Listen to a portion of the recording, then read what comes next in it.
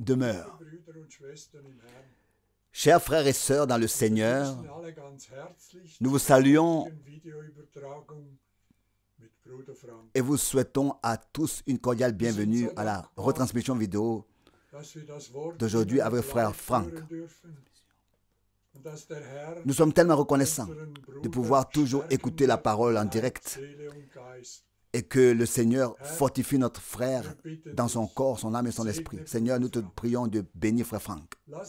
Lisons ensemble le psaume 145. Le psaume 145.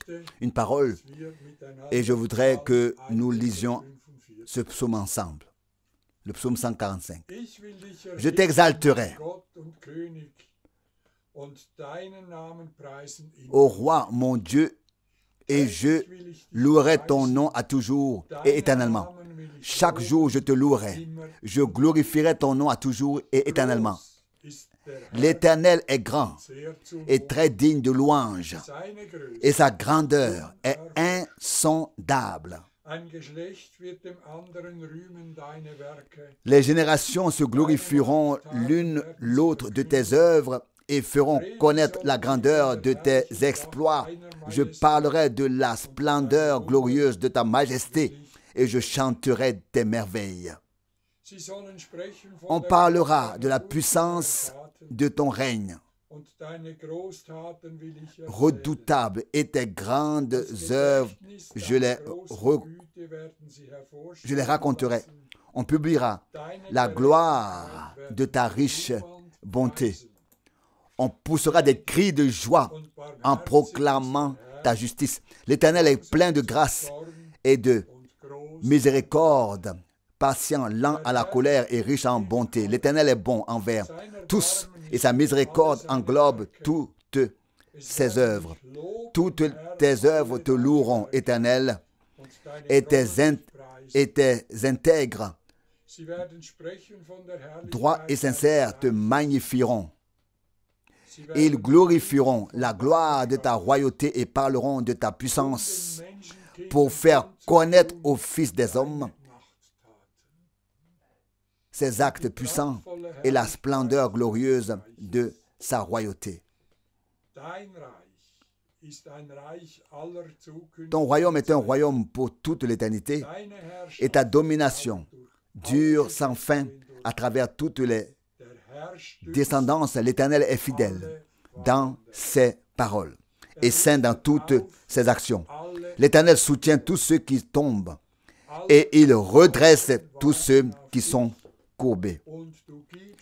Les yeux de tous espèrent en toi et tu leur donnes leur nourriture en son temps. Tu ouvres ta main et tu rassasies avec satisfaction tout ce qui vit. L'Éternel est juste dans toutes ses voies. Il est plein d'amour dans toutes ses actions. L'Éternel est proche de tous ceux qui l'invoquent, avec foi. Il accomplit le désir de ceux qui le craignent. Il entend leurs cris et les aide. L'Éternel garde tous ceux qui l'aiment, mais il retranche tous les méchants. Que ma bouche publie les louanges de l'Éternel et que toute chair loue son saint nom à jamais et éternellement. Frères et sœurs bien-aimés, nous avons lu ici au verset 14, « L'Éternel soutient tous ceux qui tombent et il redresse tous ceux qui sont courbés. Il sauve tous ceux qui cherchent le secours auprès de lui et il relève tous ceux qui sont courbés. » Oui, à notre époque, il se peut que nous soyons affligés, que nous ayons peur de ce qui va arriver. Mais le Seigneur a promis qu'il portera les siens à travers toutes ces choses et qu'il fera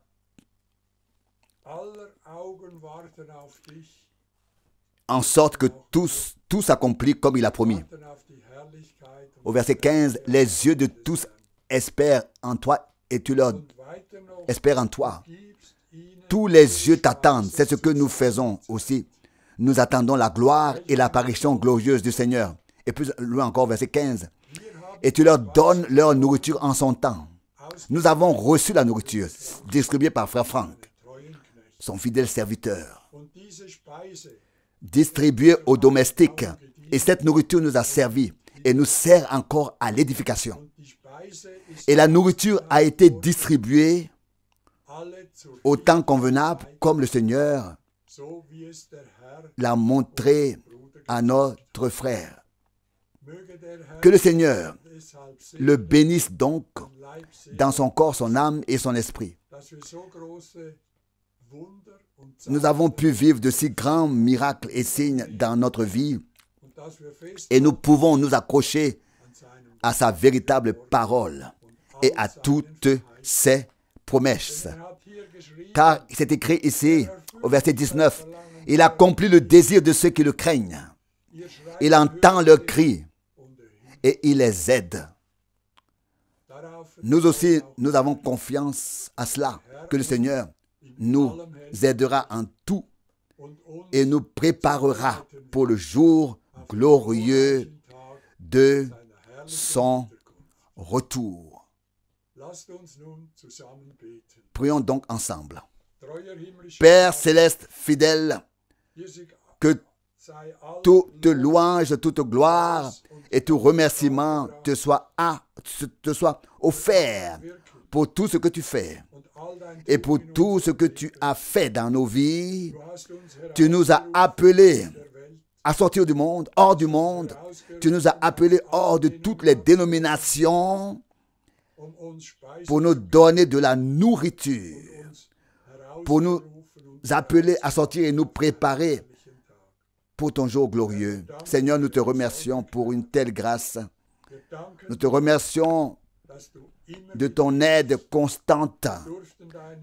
Nous avons pu faire l'expérience de ton aide à maintes reprises et nous continuons à avoir confiance en toi. Seigneur,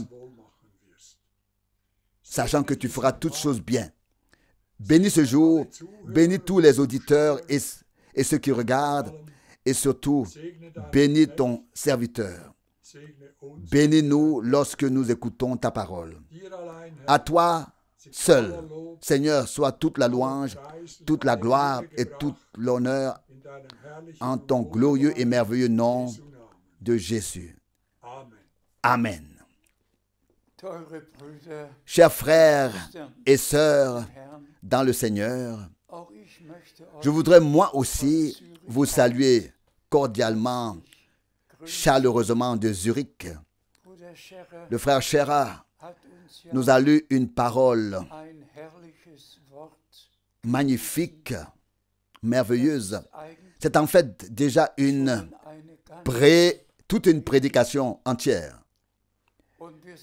Et nous sommes reconnaissants au Seigneur Dieu de pouvoir croire tout ce que dit l'Écriture. Pour ce qui est de l'aspect extérieur, nous partons du principe que les réunions régulières auront à nouveau lieu ici aussi en Suisse. Dieu accorde en effet la grâce et pour cela nous sommes convaincus que nous sommes vraiment arrivés tout près du retour de Christ. Et la parole du Seigneur doit être annoncée avec le plus grand sérieux. Et tous doivent la prendre à cœur. Ne pas la lire et l'écouter à la légère, mais être interpellé par chaque parole. Beaucoup nous ont envoyé des salutations du monde entier et nous saluons également de Zurich tous les frères et sœurs de tous les peuples et dans tous les peuples et dans toutes les langues. Aujourd'hui, nous allons lire quelques passages bibliques sérieux et c'est ma prière que la parole de Dieu accomplisse de toutes les manières ce pourquoi elle a été envoyée et cela en chacun. S'il te plaît. Nous commençons avec Ésaïe 57, verset 15. Ésaïe 57, verset 15.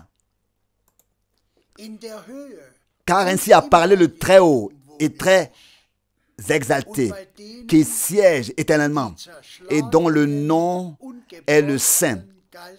J'habite dans les lieux très hauts et dans le sanctuaire et avec ceux qui ont l'esprit brisé et qui sont courbés pour ranimer l'esprit de ceux qui sont courbés et pour rafraîchir le cœur de ceux qui sont courbés. Remercié soit le Seigneur. Nous avons besoin des deux.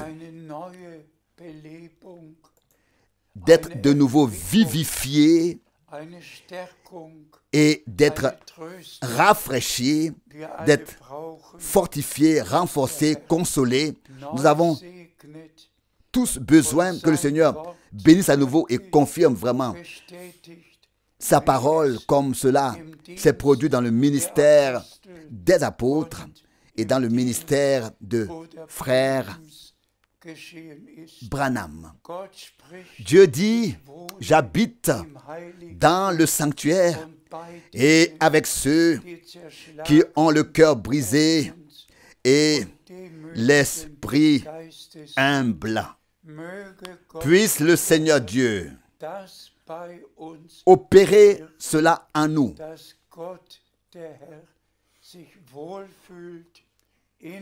Que nous soyons ainsi pour qu'il puisse lui-même bien se sentir au milieu de nous et qu'il bénisse au-dessus de toute attente et demande.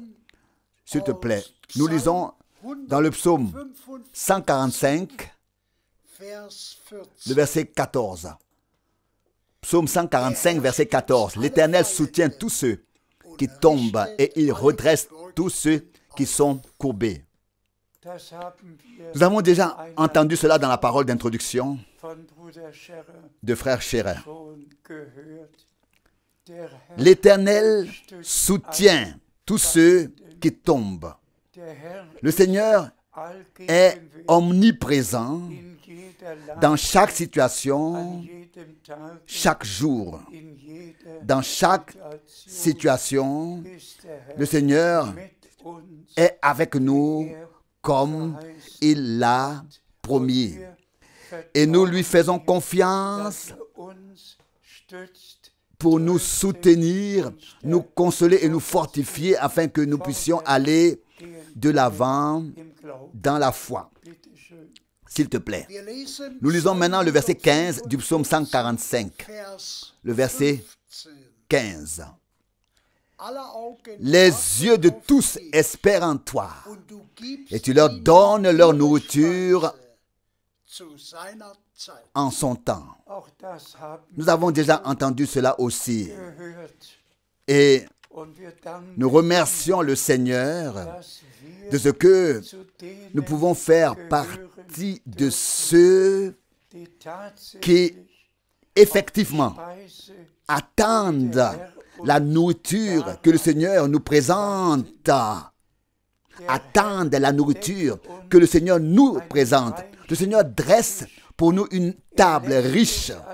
Il ne manque de rien. Dieu a éclairé chaque sujet. Il a tout révélé. Et il offre la nourriture au temps convenable, au bon moment qu'il en soit. Remercié pour cela, s'il te plaît. Nous lisons de Jean 4, Jean chapitre 4, verset 34. Jean chapitre 4, l'évangile de Jean chapitre 4, verset 34. Jésus leur répondit, ma nourriture c'est de faire la volonté de celui qui m'a envoyé. Amen. Que cela soit ainsi avec nous tous. Qu'il en soit ainsi pour nous tous. Que nous ne parlions pas seulement de nourriture. Que nous ne soyons pas seulement en train de parler de la volonté de Dieu. Mais que ces choses-là deviennent vraies pour chacun de nous, que la nourriture spirituelle associée, liée à la volonté de Dieu, accomplit dans notre vie maintenant ce pourquoi le Seigneur Dieu a révélé sa parole, qui est devenue notre nourriture et nous a introduit ainsi dans la réalité, dans la volonté de Dieu. S'il te plaît, nous lisons dans Matthieu, le chapitre 4, le verset 4. Matthieu chapitre 4, verset 4. Jésus répondit, il est écrit, l'homme ne vivra pas de pain seulement, mais de toute parole qui sort de la bouche de Dieu. Aujourd'hui encore, nous devons tout particulièrement prendre cela à cœur. À savoir que l'homme qui est réellement né de Dieu et est ainsi devenu un enfant de Dieu a une approbation intérieure, sincère et honnête de toute parole. Pas seulement d'une parole qui nous convient, mais de toute parole de Dieu. Avoir une approbation intérieure, sincère, honnête. Et aujourd'hui, nous allons aborder quelques points importants dans ce contexte qui tenaient particulièrement déjà à l'époque à cœur à frère Branham. Mais, s'il vous plaît, gardons à l'esprit, gardons dans notre cœur ce qui nous a été déjà lu. L'homme ne vit pas seulement de pain, pas seulement de la parole révélée, mais de chaque parole, vraiment, de chaque parole, que nous n'ayons pas de résistance en nous, mais une approbation intérieure, sincère et honnête, et que nous demandions à Dieu de nous donner la grâce que chaque parole puisse être mise en pratique par nous, s'il te plaît, vécu et mis en pratique par nous. Nous lisons maintenant dans Matthieu 24, verset 45.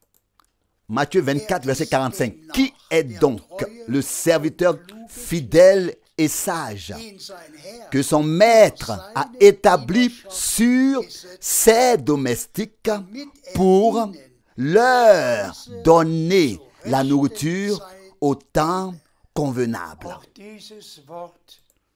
Pour donner aux domestiques la nourriture au temps convenable. Nous devons également prendre cette parole à cœur. Dieu a vraiment fait grâce et envoyé son prophète comme il l'a promis dans l'Ancien Testament et confirmé dans le Nouveau, qu'il enverrait un prophète comme Élie pour remettre toutes choses en place, pour rétablir toutes choses. Et pour cela, nous sommes reconnaissants à Dieu de tout notre cœur et de toute notre âme. S'il te plaît. Nous lisons maintenant dans le prophète Joël, le chapitre 2, au verset 26. Joël 2, 26. Alors vous mangerez à satiété, vous serez rassasiés et vous louerez le nom de l'Éternel votre Dieu, qui s'est montré merveilleux pour vous. Amen. Puis vous mangerez à satiété.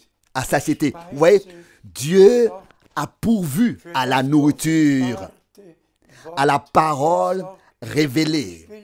Je ne veux pas entrer dans les détails, mais nous vivons effectivement dans les derniers moments qui bibliquement s'accomplissent sous nos yeux. Et nous pouvons toujours nous exclamer, aujourd'hui, cette écriture est accomplie sous nos yeux.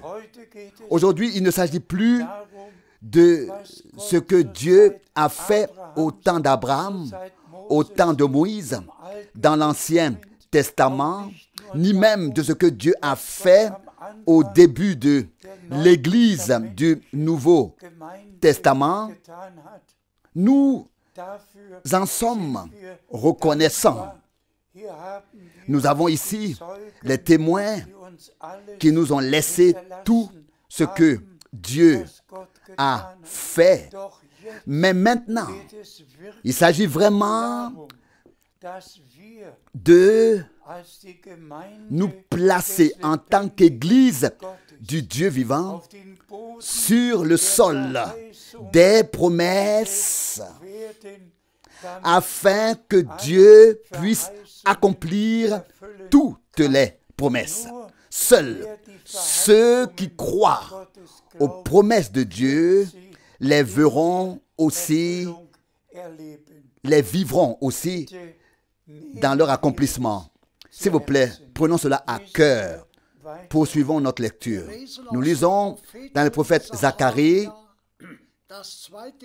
le chapitre 2, le verset 12. Zacharie 2, verset 12. Mais l'Éternel prendra possession de Juda comme de son héritage sur la terre sainte, et il choisira de nouveau Jérusalem. Amen. Cela aussi est une parole très très importante. Dieu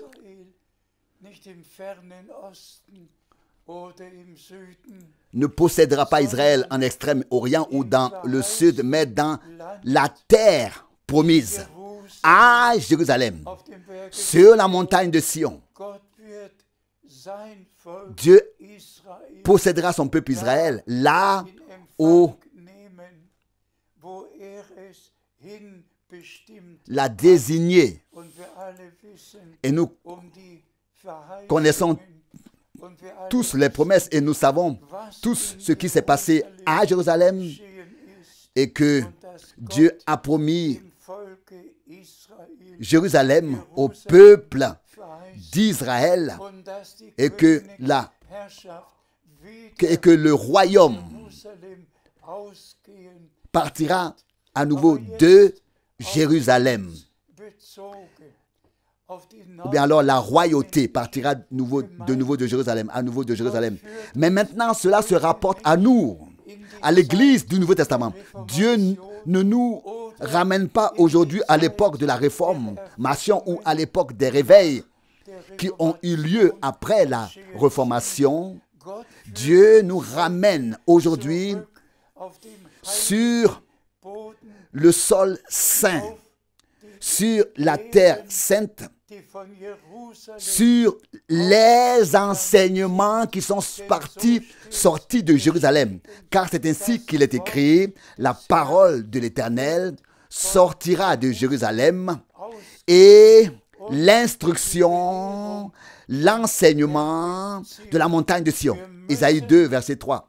Michée 4, verset 2. Nous devons revenir en tant qu'Église du Dieu vivant, revenir absolument, revenir à la parole qui a été annoncée déjà autrefois à Jérusalem, qui a été prêchée autrefois à Jérusalem, quand, là et où l'Église a été fondée. Et c'est pour cela que Dieu a pu utiliser Frère Branham, quand et où l'Église a été fondée donc. Et c'est pour cela que Dieu a pu utiliser Frère Branham pour nous ramener à tous les enseignements des apôtres et des prophètes, et pour ramener le peuple de Dieu en le faisant sortir de tout égarement et de toute confusion dans la terre de la promesse, dans la parole de la promesse. Et nous sommes des enfants de la promesse et nous croyons que Dieu est maintenant vraiment, comme frère Branham l'a aussi dit plusieurs fois, maintenant le Seigneur appelle l'épouse hors de l'église. Il appelle l'épouse à sortir de l'église. Les 7 lettres d'envoi dans l'Apocalypse sont toujours adressées à l'église, Mais la promesse a toujours été donnée aux vainqueurs. Et maintenant, le Seigneur appelle l'épouse qui apparaîtra devant lui en tant que vainqueur, troupeau des vainqueurs. Et c'est ce qui compte maintenant, que nous fassions vraiment le dernier pas avant le retour de Jésus-Christ et que nous revenions maintenant à Dieu en toutes choses, à sa parole en toutes choses, à Jérusalem et que au modèle, et que nous respections ce qui a été enseigné au commencement à Jérusalem, que ce soit sur la divinité, le baptême, le souper, tout cela, nous devons revenir dans toutes ces choses aussi à la proclamation biblique pour la gloire de Dieu et l'édification de l'Église épouse de Jésus-Christ. S'il te plaît. Nous lisons maintenant de Zacharie 2, le verset 13. Que toute chair fasse silence devant l'Éternel, car il s'est déjà levé de sa sainte demeure céleste. Nous devons également comprendre et prendre cette parole à cœur.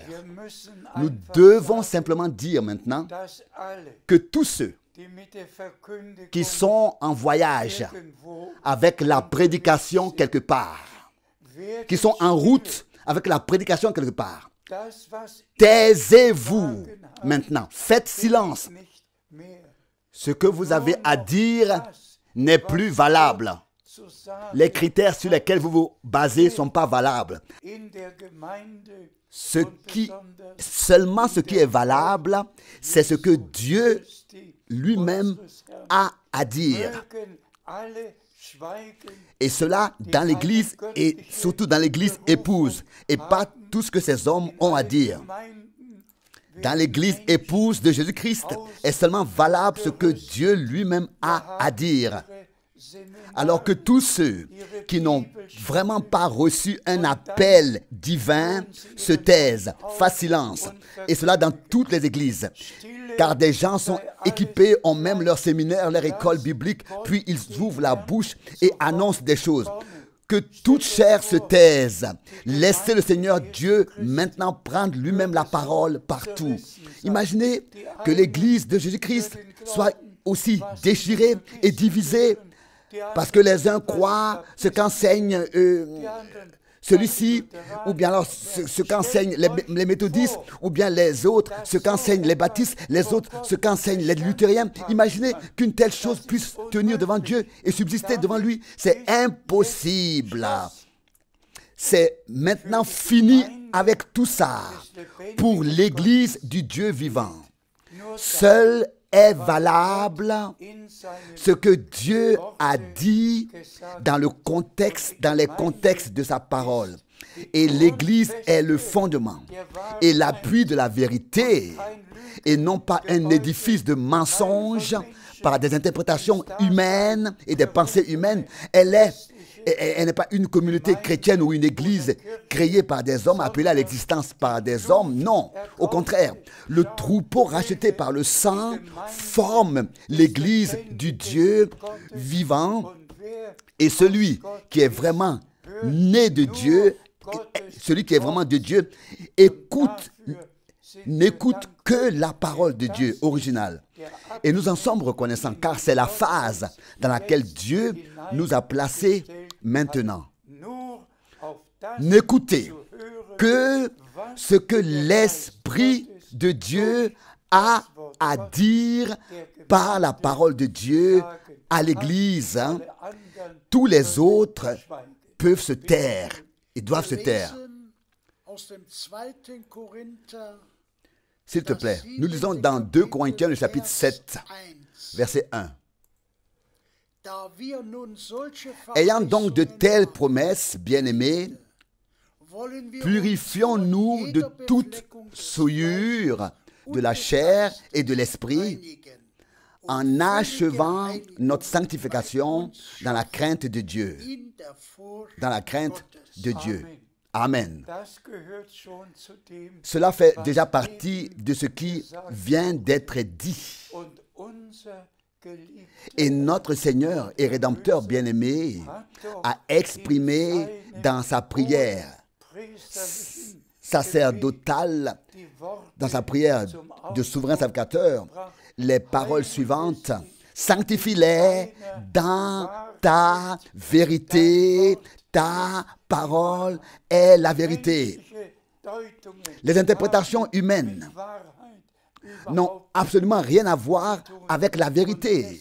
Et c'est pourquoi, parce que sans sanctification, nous ne pouvons pas voir le Seigneur. Nous devons. C'est une obligation divine maintenant. Nous devons seulement donner raison seulement à la parole de Dieu et au contexte des Écritures et pour pouvoir être sanctifiés en elle. Car nous avons reçu les plus grandes et les plus importantes promesses qui trouvent maintenant leur accomplissement par la grâce. Et nous voulons et serons présents seulement ainsi lorsque le Seigneur achèvera son œuvre. S'il te plaît. Nous lisons d'Hébreux chapitre 12, verset 14. Hébreux chapitre 12, verset 14. Recherchez avec zèle la paix avec tous et la sanctification sans laquelle personne ne verra le Seigneur. Nous avons déjà insisté sur ce point, mais il est simplement bon de le répéter afin que tous le prennent vraiment à cœur. Qu'aucun vrai croyant ne peut maintenant continuer à suivre ses propres voies, continuer à faire ce qu'il veut, continuer à rester dans ses propres enseignements et doctrines, mais que tous s'inclinent, s'humilient sous la main puissante de Dieu dans la foi et l'obéissance. L'obéissance fait partie de la foi et la foi fait partie de l'obéissance. Nous ne pouvons pas prétendre croire selon les Écritures si nous désobéissons aux Écritures et nous ne pouvons pas prétendre obéir aux Écritures si nous ne croyons pas comme le dit les Écritures. Et c'est à cela que le Seigneur amènera tous les frères et sœurs qui croient maintenant la parole de Dieu afin que nous vivions par la foi et l'obéissance ce que Dieu nous a promis. S'il te plaît. Nous lisons de 1 Timothée, le chapitre 2, verset 9. 1 Timothée 2, 9. De même que les femmes se parent de vêtements chastes d'une manière décente, associés à la pudeur et à la moralité, et non pas de tresses de cheveux et de parures d'or, de perles ou de vêtements précieux. Nous devons également prendre cette parole très au sérieux. Elle s'adresse en effet à nos chères sœurs. Dites-nous franchement, une femme croyante peut-elle se promener avec une jupe qui arrive à son genou ou même au-dessus du genou de 10 cm, ou doit-elle se promener avec une robe ou une jupe qui est bien en dessous du genou, au moins à 10 cm, couvrant tout ce qui fait partie du genou. J'ai prêché une fois dans les années 70 au Canada, au Saskatchewan, dans une communauté ménomite. Et c'est là, jusqu'à dans notre temps, que les femmes sont vraiment habillées de manière si pudique, décente. Le chemisier est boutonné jusqu'au bout du haut, jusqu'au bouton du haut, jusqu'au bouton du haut. Il n'y a rien d'ouvert. Et vous verrez de quoi il s'agit. Pourquoi est-ce que Paul a mis autant d'importance sur les nombreux passages bibliques qui parlent de la manière dont les femmes doivent être. Et chez nous, ce ne sont pas seulement les femmes, mais les sœurs en Christ. Toutes les autres femmes n'écouteront pas de toutes les manières. Mais les chères sœurs en Christ l'écouteront, obéiront,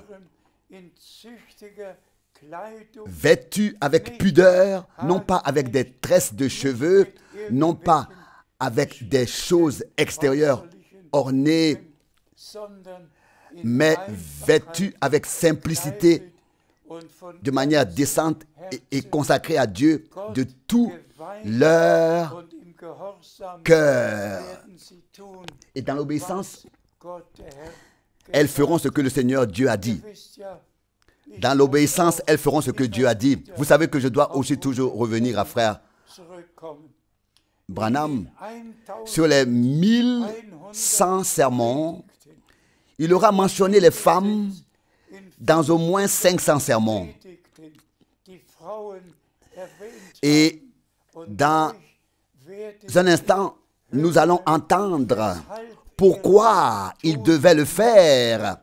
Pourquoi il devait le faire.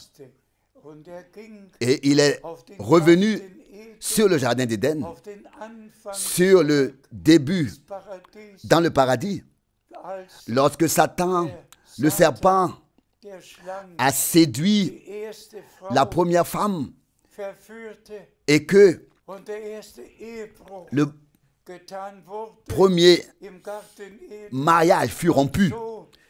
Le premier adultère a été commis dans le jardin d'Éden. La chute fut la chose la plus terrible que Dieu ait eu à vivre. Et qu'est-ce que c'était? Qu'est-ce que c'était? Juste parce qu'une femme s'était laissée aller à ce que l'ennemi avait à lui dire. Et déjà, la séduction n'était pas seulement dans les mots, en paroles, parce que ce que Dieu avait dit était remis en question. Dieu devait-il vraiment avoir dit? Aurait-il dit? C'est ainsi que l'ennemi s'adresse encore aujourd'hui à toutes les femmes et aussi à tous les hommes. Dieu aurait-il vraiment dit? Si tout ce qui est écrit ici dans la... Oui, Dieu l'a vraiment dit. Tout ce qui est écrit ici dans la Bible, dans le contexte dans lequel c'est écrit, c'est Dieu qui l'a dit. Mais comme nous venons de le souligner, frère Branham, en tant que prophète directement appelé, promis par Dieu, envoyé par Dieu, devait tellement insister sur le sujet des femmes. Et nous allons maintenant lire encore quelques passages bibliques, s'il te plaît. Nous lisons dans Matthieu, le chapitre 5, le verset 28. Moi, je vous dis, quiconque regarde une femme mariée avec convoitise a déjà commis l'adultère avec elle dans son cœur. Ça, ce sont les paroles de notre Seigneur lui-même. Ça, ce sont les paroles de notre Seigneur lui-même. Celui qui regarde une femme mariée avec convoitise a déjà rompu le mariage avec elle dans son fort intérieur. a déjà commis adultère avec elle. Et les adultères et les débauchés n'hériteront pas du royaume de Dieu. C'est l'un des péchés les plus horribles qui ait été commis sur terre. Et comme nous l'avons déjà dit, il remonte au jardin d'Éden, à la séduction du paradis, dans le paradis. Donc, le Seigneur lui-même l'a dit. Si un homme regarde une femme mariée pour la convoiter, et c'est pourquoi frère Branham a insisté sur le fait que les femmes ne doivent pas s'orner de choses, se maquiller, se mettre du vernis et ainsi se rendre belles avec des choses quelconques et ensuite les présenter aux hommes, car ce sont elles qui seront responsables de l'adultère pour s'être présentées ainsi. Continuons à lire. Nous lisons dans Lévitique, chapitre 20, verset 7.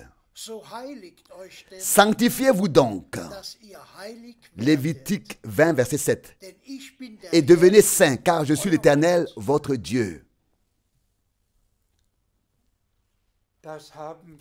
Nous avons déjà insisté sur ce point et nous allons poursuivre notre lecture. S'il te plaît, nous lisons du même chapitre, maintenant le verset 8, Lévitique 20, verset 8. Observez mes statuts et mettez-les en pratique.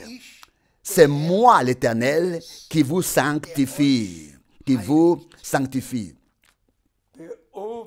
Observez mes statuts, mes commandements, car c'est moi, l'Éternel, qui vous sanctifie. Poursuivons notre lecture. Nous lisons de Lévitique, maintenant le même chapitre, chapitre 20, maintenant le verset 10. De plus, si un homme commet un adultère avec une femme mariée, s'il commet un adultère avec la femme de son prochain, l'adultère et la femme adultère seront tous deux infailliblement punis de mort. Nous devons tous lire Lévitique 20 en entier. Un registre est dressé sur ce qui s'est passé et sur ce qui se passe, et que tous ceux qui se sont rendus coupables devaient être lapidés et subir la mort sur le champ. Sur le champ. Dieu est un Dieu saint et il exige de nous tous obéissance et sanctification. Et nous lisons encore le verset suivant, et vous serez étonnés de tout ce qui est écrit. S'il te plaît, nous lisons de Matthieu chapitre 5, verset 8. Bénis ceux qui ont le cœur pur, car ils verront Dieu. Oui, mais je dois attirer votre attention sur le fait d'ouvrir la Bible et de lire Lévitique chapitre 20. Ce qui y est écrit est encore valable aujourd'hui, car de la loi, pas un iota ne disparaîtra, ne passera. Elle nous a été donnée. Je ne veux pas mentionner tout ce qui y est encore écrit, mais lisez-le pour vous-même, chez vous, en toute tranquillité. Tout y est mentionné. L'homme avec l'homme, la femme avec l'homme, avec la femme, l'homme avec l'animal et la femme avec l'animal. Tout y est mentionné. Et si nous regardons dans le monde d'aujourd'hui, que trouvons-nous? L'ordre divin n'existe plus du tout. Et s'il peut être rétabli, c'est uniquement parmi les élus, parmi les frères et sœurs en Christ qui sont sanctifiés dans la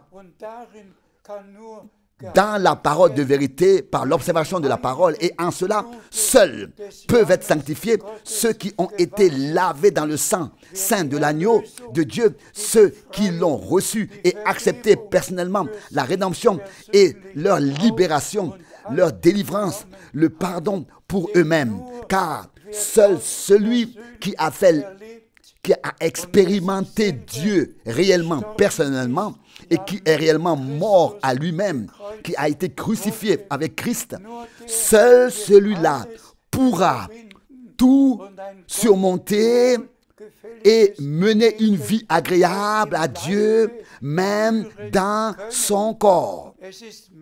Il est possible de mener une vie agréable à Dieu dans son corps, et c'est là que Dieu veut nous amener maintenant. Et pour cela, nous devons lire ces passages bibliques qui en parlent. Tout ce qui doit être mis en ordre et déblayé pour que nous puissions vraiment marcher avec Dieu et nous préparer à l'enlèvement. Il ne suffit pas de parler du message de la fin des temps. Il ne suffit pas de dire Dieu nous a révélé sa parole. Il ne suffit pas de dire Dieu nous a donné les promesses. Tout cela est merveilleux et nous en sommes reconnaissants à Dieu. Mais le moment est venu. Le retour du Seigneur est vraiment à la porte. Vraiment à la porte. Vraiment à la porte. Et c'est pourquoi il faut mettre l'accent sur le fait que le temps est venu de mener en toutes choses une vie agréable à Dieu, donc agréable à Dieu dans l'esprit, l'âme et le corps.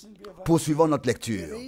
Nous lisons de 1 Pierre, le chapitre 4, le verset 7 et 8.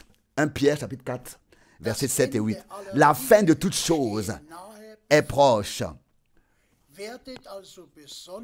Devenez donc sages et sobres pour vaquer à la prière. Avant tout, ayez les uns pour les autres de votre fort intérieur un amour ardent et profond, car l'amour couvre une multitude de péchés. Que le Seigneur soit remercié pour de telles paroles. Le retour du Seigneur est proche, très proche, très proche. Et l'Écriture nous indique ce qui est nécessaire dans notre vie pour que nous puissions être agréables à Dieu. Car c'est ainsi qu'il est écrit d'Enoch qu'il avait l'approbation, le bon plaisir de Dieu. Il l'a possédé avant son enlèvement parce qu'il marchait avec Dieu.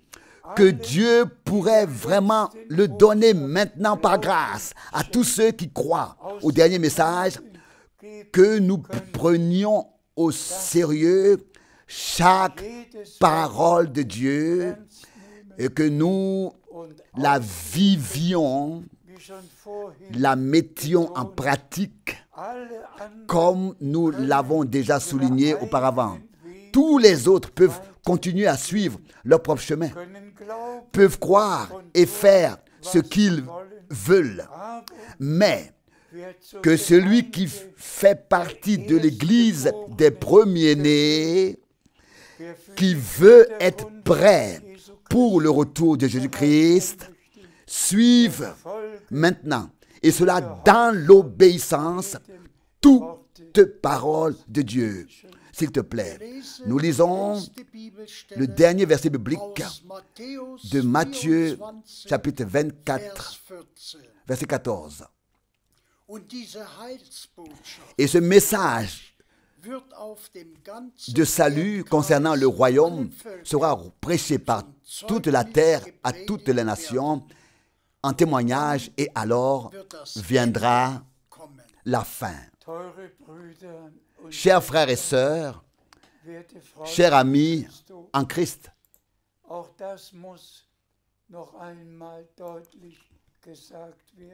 chers frères et sœurs, chers amis en Christ, cela aussi doit être dit encore une fois clairement. Frère Branham a reçu le mandat direct d'apporter le message qui précéderait la seconde venue de Christ.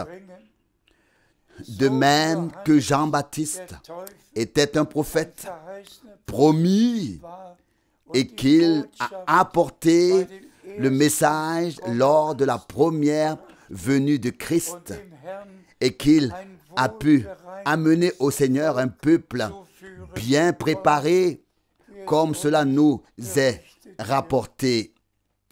Frères et sœurs, il en est de même maintenant. Ce n'est pas seulement un ministère comme celui de l'un des 5 ministères décrits dans l'épître aux Éphésiens. Mais ici, il s'agit d'un ministère qui est lié à l'histoire du salut. Pas seulement les ministères liés à une église locale, mais ici, c'est le ministère le plus important avant, il s'agit du ministère le plus important avant le retour de Jésus-Christ. Et ce dernier message devait être annoncé comme message de salut à tous les peuples et à toutes les langues. Et frère Branham l'a en effet dit avec insistance, ce n'est pas que je précéderai la seconde venue de Christ, mais le message que Dieu m'a donné précédera la seconde venue de Christ. Et ainsi, nous savons que notre Seigneur a rappelé son serviteur et prophète en décembre 1965. Et de la même manière, nous savons qu'il a reçu le mandat de stocker, d'emmagasiner la nourriture spirituelle. La parole écrite est devenue la parole révélée et vivante. Et il a exécuté son mandat. Et si je dois le dire encore une fois, je le dis à dessein, que je dois le dire, que le Seigneur m'a directement appelé et envoyé pour aller de ville en ville. J'ai reçu un envoi pour annoncer la parole et distribuer la nourriture spirituelle. Et j'ai pu remplir cet ordre, ce mandat par grâce au cours des 55 dernières années. Chaque mois, j'ai parcouru le monde entier pour proclamer le dernier message sur toute la terre. Et frères et sœurs, je ne raconte pas d'histoire.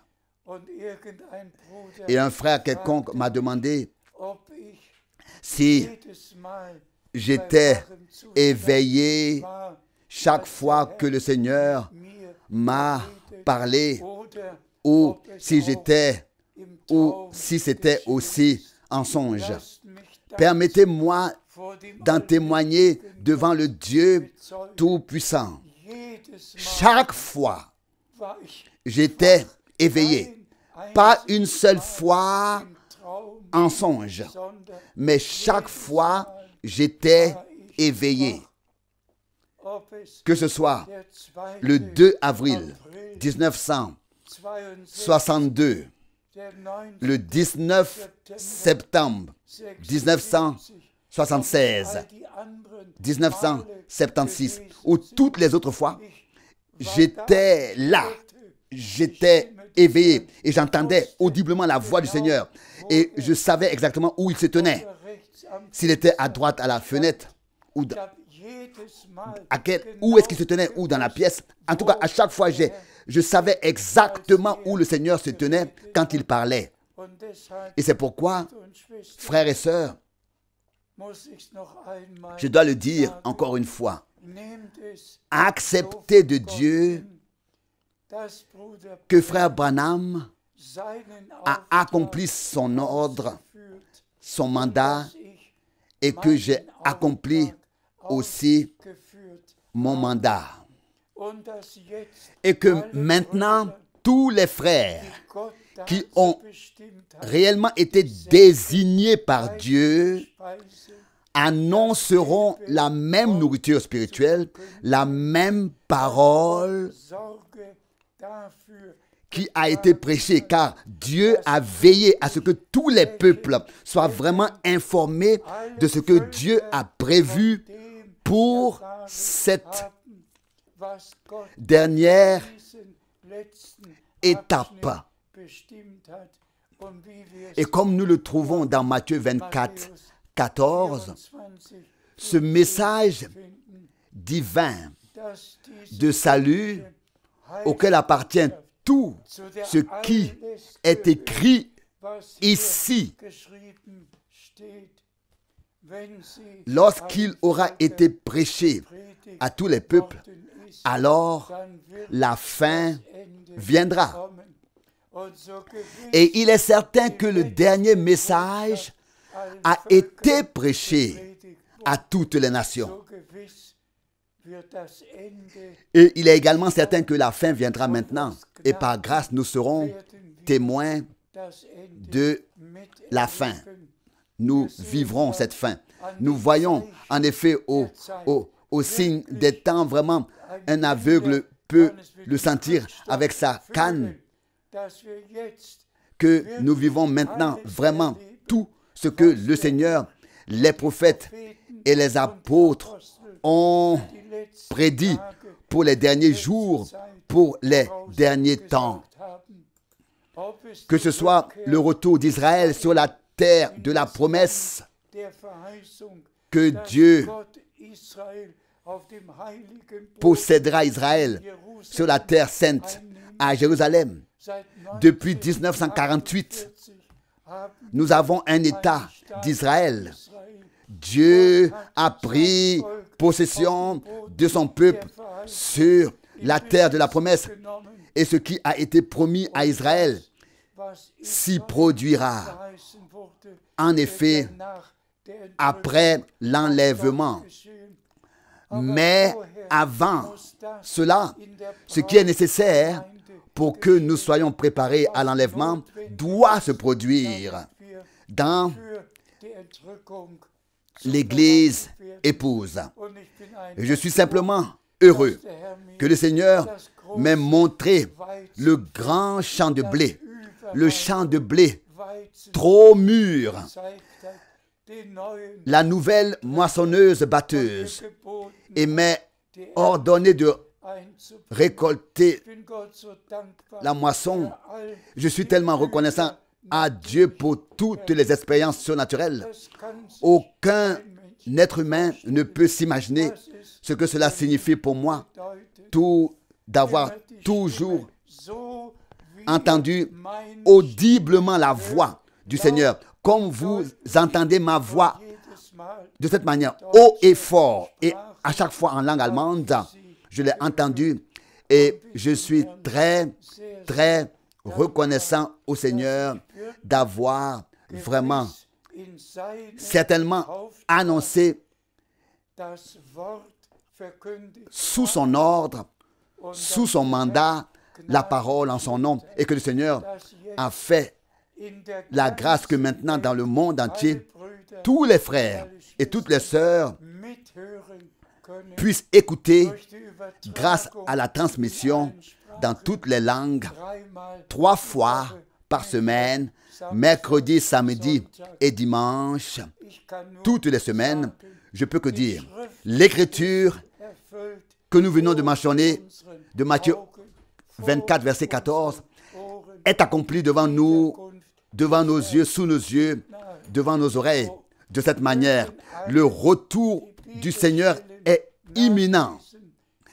Puissent tous lire les passages bibliques, les prendre à cœur et dire au Seigneur, je veux être là, être présent quand l'enlèvement aura lieu. Que tous aient le cœur courbé, sans résistance, car le Seigneur habite avec ceux qui ont le cœur brisé et l'esprit humble. Que tous s'humilient sous la main puissante de Dieu, que la volonté de Dieu s'accomplisse en nous tous par grâce. Chez ceux qui annoncent la parole, en ceux qui annoncent la parole, en ceux qui l'écoutent, car la parole produit toujours l'effet pour lequel elle a été envoyée. Et le message de la fin des temps produira aussi l'effet pour lequel il a été envoyé en tous ceux qui le croient. À savoir qu'une épouse sans tache et sans ride, vêtue de blanc, apparaîtra devant le Seigneur lorsqu'il reviendra pour nous prendre dans la gloire lors de l'enlèvement.